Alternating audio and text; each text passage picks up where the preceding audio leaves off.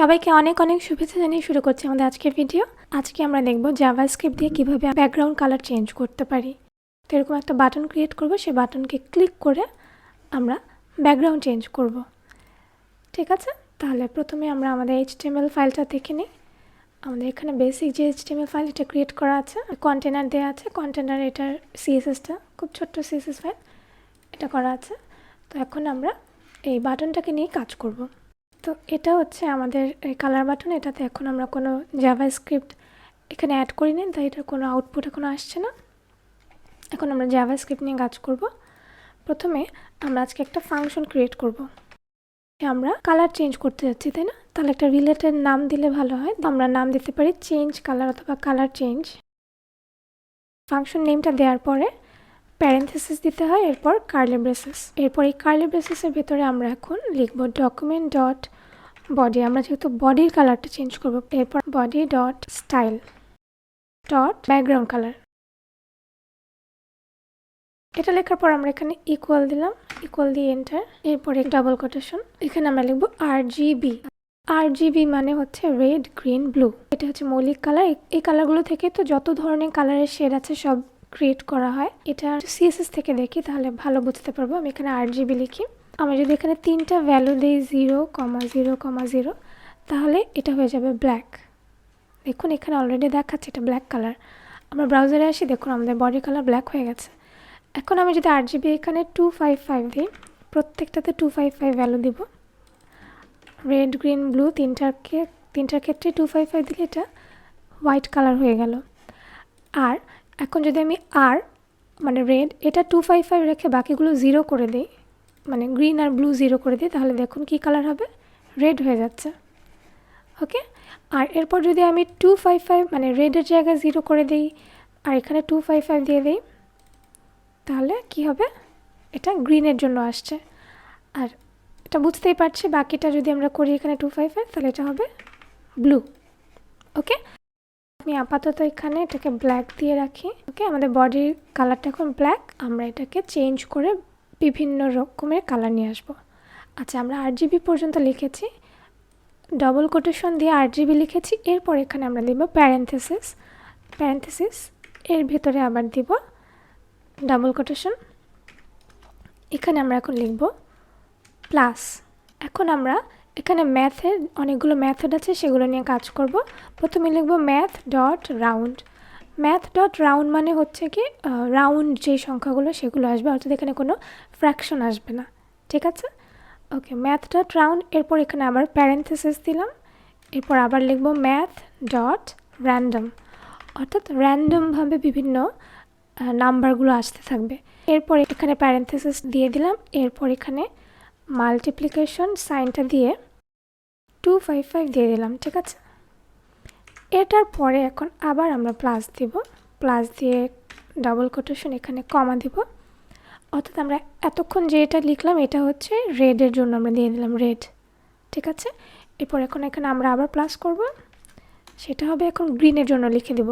সেমভাবে লিখব math dot round, তারপর ম্যাথ ডট র্যান্ডম। এরপর এখানে আমরা আবার প্যারেন্থেসিস দিয়ে দিলাম। এরপর এখানে আবার আমরা কি করলাম, মাল্টিপ্লাই দিয়ে 255 দিয়ে দিলাম। এটা শেষ হওয়ার পরে প্লাস সাইন দেবো। এরপর আবার ডাবল কোটেশন দিয়ে কমা, তারপর আবার কি করব, ম্যাথ ডট রাউন্ড, তারপর আচ্ছা এখানে আমাদের একটা প্লাস মিসিং হয়েছে, প্লাস দিয়ে দিচ্ছি। Okay, math dot random, spelling mistake,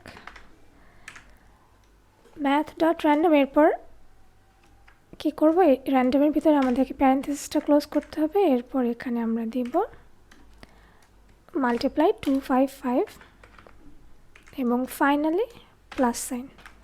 এই যে ফাংশনটা আমরা ক্রিয়েট করলাম, এই ফাংশনটা এখন আমাদেরকে কল করতে হবে। ফাংশনটা কল করব আমরা শুধু এইটুকু কপি করে নিয়ে যাই। এখানে ফাংশনটা আমরা কল করে দেবো এই বাটনের মধ্যে। এখন আমরা এই বাটনের মধ্যে এটা অন ক্লিক একটা ইভেন্ট আছে,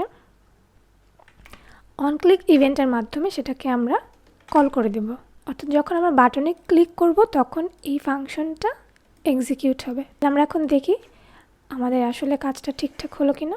আমরা ক্লিক করি, এটা কাজ করেছে।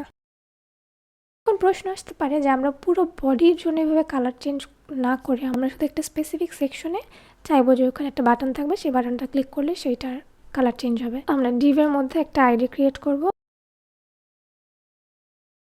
আর এই আইডিটার ভিতরে আমরা এই বাটনটাকে দিয়ে দিই। কালার বক্সের জন্য আমি সিম্পল কিছু CSS করে নিই না, এটা যেহেতু আইডি তাহলে এটা হ্যাশ দিব আমরা।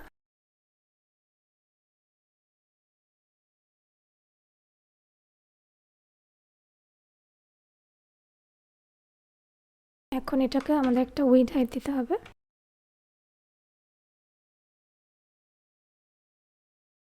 ওকে, কালার বক্স আর বাটন। এখন এটা ক্লিক করলে বডির ব্যাকগ্রাউন্ড কালার চেঞ্জ হচ্ছে, কারণ এই ফাংশনটা তো এখনও রয়ে গেছে, তাই না? এই ফাংশনটা কল হয়েছে কিসের জন্য? বডির জন্য। তো আমরা এখন এই কালার বক্স আমরা চাচ্ছি যে শুধু এই স্পেসিফিক এই অংশটুকুর কালার চেঞ্জ করতে। তাহলে সেজন্য আমরা এখন কি করব, জাস্ট এই কালার বক্স আইডিটাকে নিয়ে কাজ করব। এই আইডিটার জন্য আমাদেরকে যেটা করতে হবে, এখানে বডিটা উঠিয়ে নিয়ে আমরা যা লিখব get element by ID, double কোটেশনের মধ্যে আইডিটার নাম দিয়ে দিলাম। এখন দেখুন আমি যখন এই বাটনটা ক্লিক করব, এখন এই কালার বক্স আইডিটার কালার চেঞ্জ হচ্ছে। এখন দেখি যে আমরা টেক্সটের কালার কীভাবে চেঞ্জ করব। সেমভাবে জাস্ট এখানে গেট এলিমেন্ট বাই আইডি থাকবে। এখন আমরা একটা টেক্সট লিখে, ধরুন আমরা টেক্সট লিখলাম, সেই টেক্সটের মধ্যে আমরা একটা আইডি কল করব।